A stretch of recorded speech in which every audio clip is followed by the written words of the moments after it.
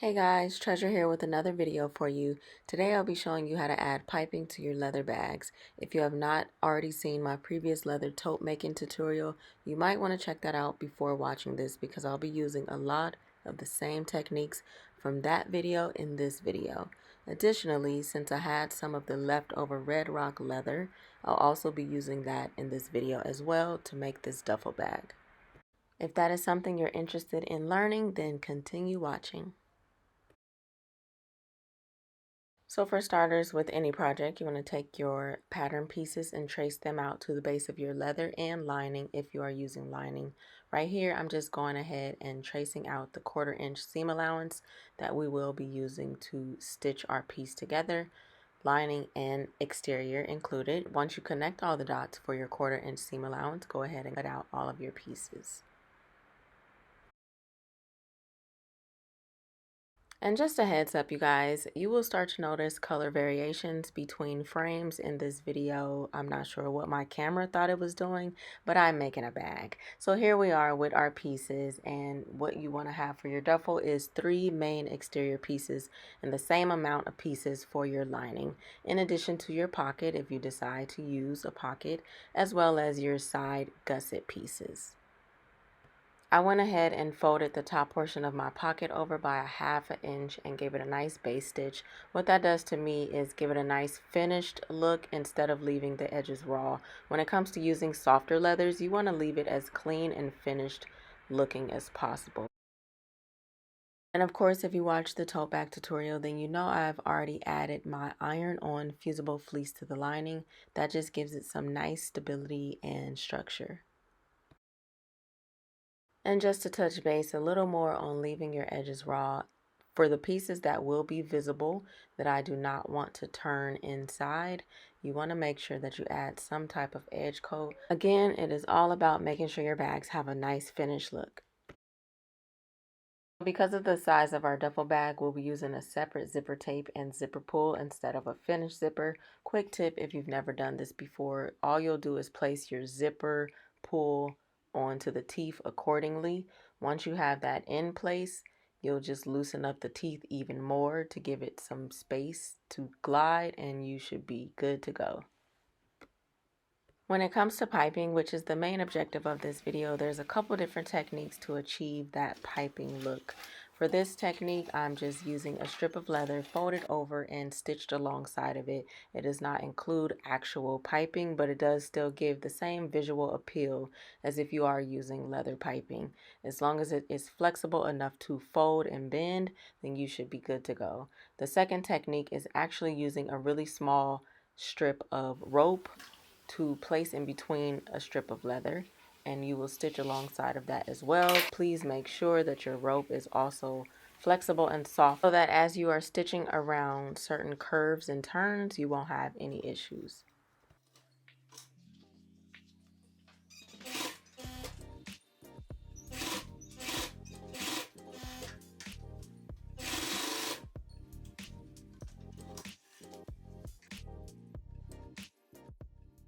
And this is how your piping should look, especially when it is placed properly in between 2 pieces of leather.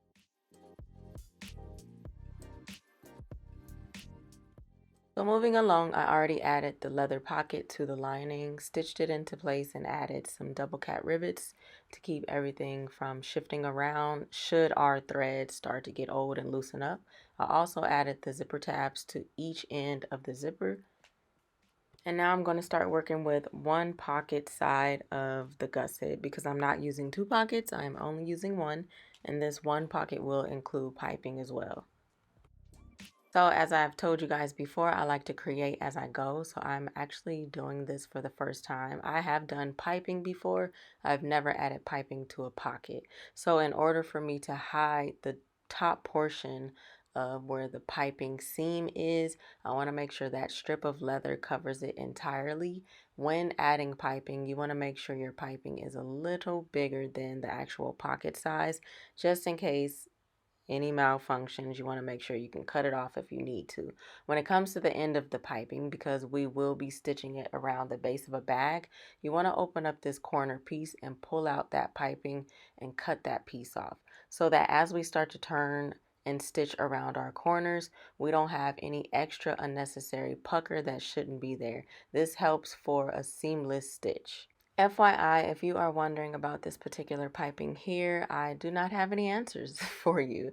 I've actually had this piping for the longest. I usually keep stuff from older collections or bags that I have made for experimental reasons, and today we are experimenting. But that is also why I showed you the two different techniques of how to create your own piping. And if you do happen to use the rope technique, you would do the same as far as cutting off the two ends so that it makes it seamless to stitch if you need to stitch around corners or weird areas.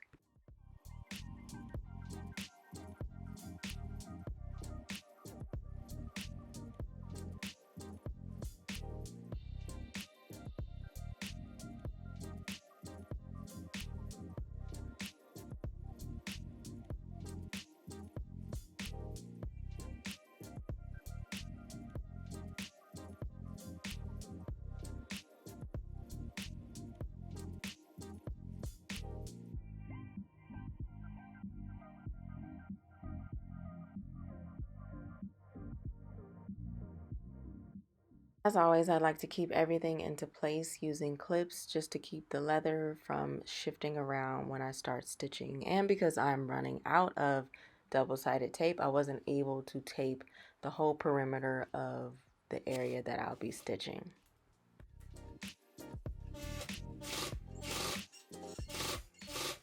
When you have your piping into place, you can cut off the sides or any excess leather that is hanging off, and that'll give you a nice finished pocket. In order to add our piping to the zipper area, we need to finish up our lining, so that's what I'm going to do here.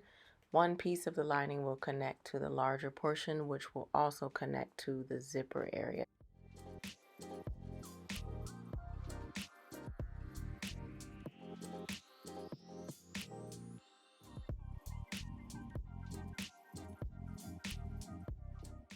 In adding our piping to the zipper portion of the bag, you want to make sure that your piping is a half an inch longer on each side, and you'll see why in a second.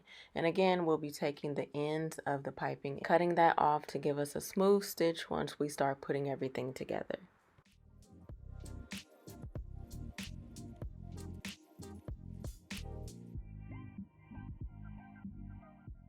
If you don't know by now, here we are again with my best friend, double-sided tape. It just helps keeps everything into place, especially as we start stitching. You don't want to have to keep reassuring that your pieces are in alignment. The double-sided tape is really a big help for that.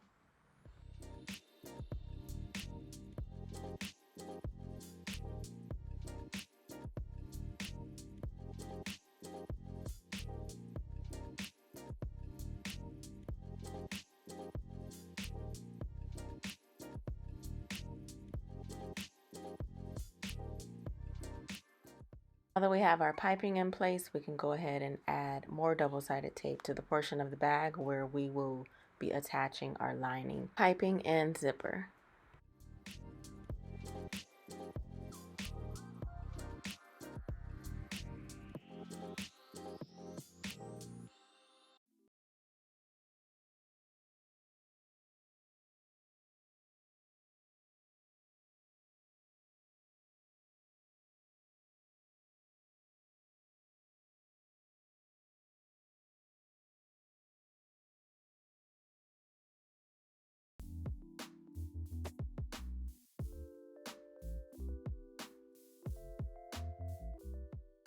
Now that we finished the piping along our zipper area, we can go ahead and finish the interior lining and sew everything together so that we can start moving on to the piping around our gusset.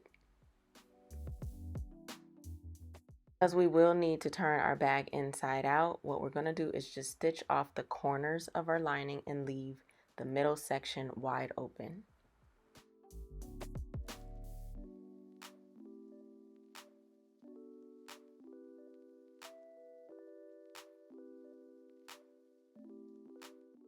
Comes to adding the gusset, whether it be the lining or the base of the bag, I like to start with the top portion and the bottom center portion. Once I have those two areas pinned off, then I work from the right to the left, and then I start to stitch around the entire gusset to make sure everything is in place. Once everything is pinned into place, now we can stitch everything together. I again like to start with the top portion of the gusset. In this process, I'm actually moving the leather piping out of the way. I will not stitch that in until I have the base of the gusset ready to stitch.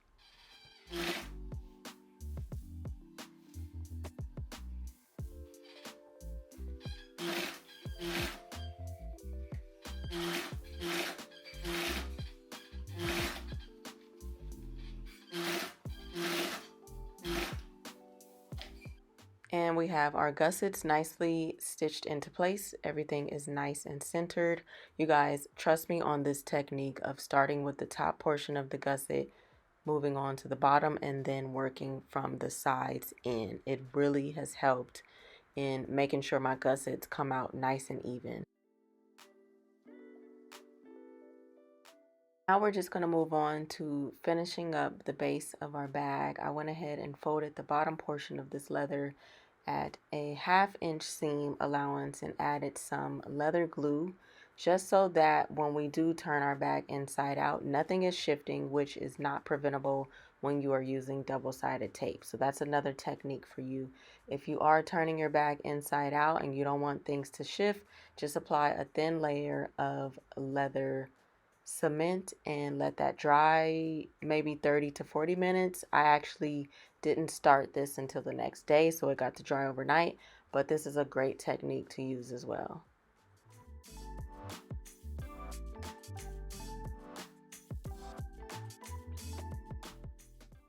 I already stitched one side so you guys could see how it looks. Now I'm going to stitch the other side and you can see how strong the leather is attached to one another. So as we're stitching, we should not have any issues.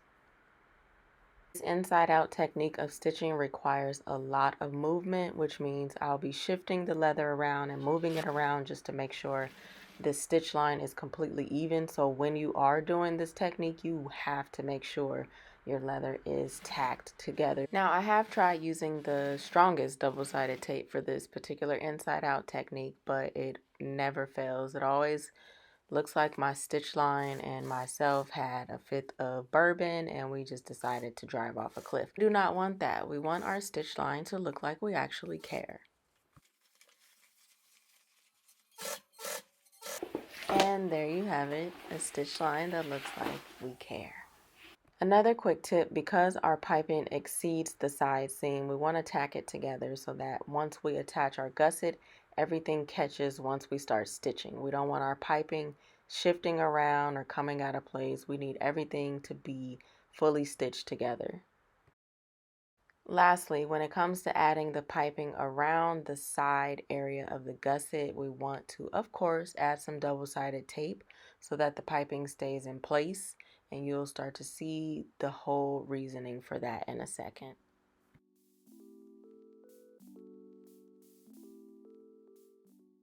Again, I always start at the top of the gusset and work my way around. Once we get to the bottom center, you will need to overlap your piping, which means you'll have to cut off the tips of your piping so that there's no bulkiness in the stitching and we can actually overlap the pieces smoothly.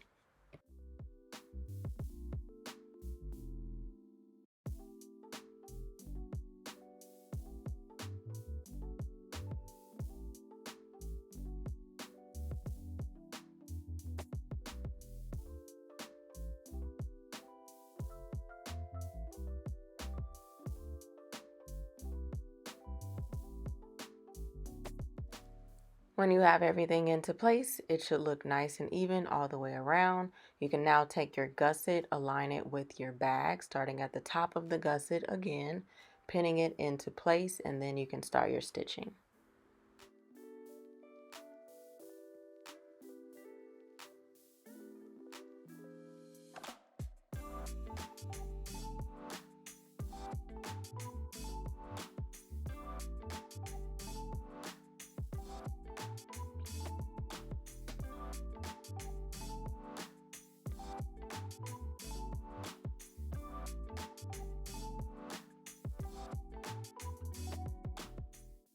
The most important part of this step is to make sure that as you start stitching around that you are actually catching the piping in between both pieces of leather.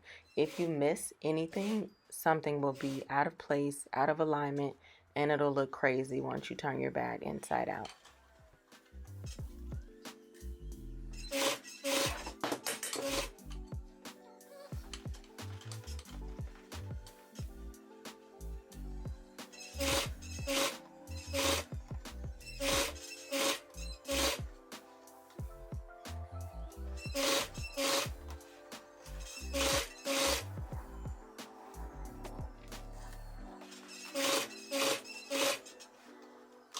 So now we'll do the same thing with the pocket side of the gusset. The only difference is that we will tack our pocket into place in 3 spots on the bottom and on the 2 sides.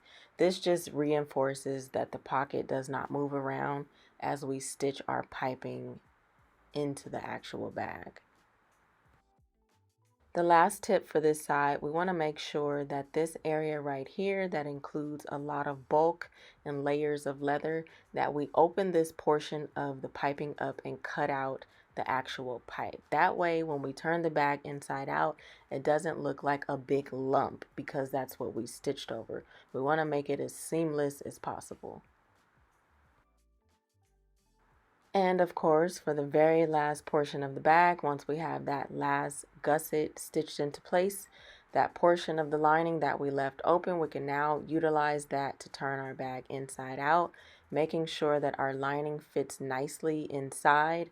Once everything is into place, you can go ahead and take that lining, pull it out, pucker it together, and stitch it for closure.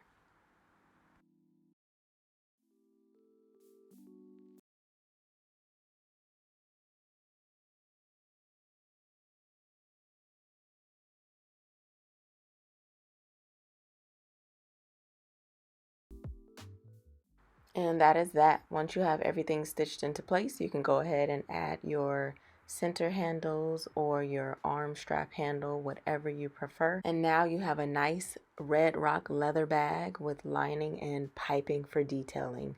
As always, I hope you guys really enjoyed this tutorial. I know I enjoyed making this bag. There is something about adding piping to a leather bag that just gives it a whole nother dimension of quality. If you decide to make this bag, make sure you put your own spin on it and tag Weaver Leather and Nikki&Mallory. We would love to see your design.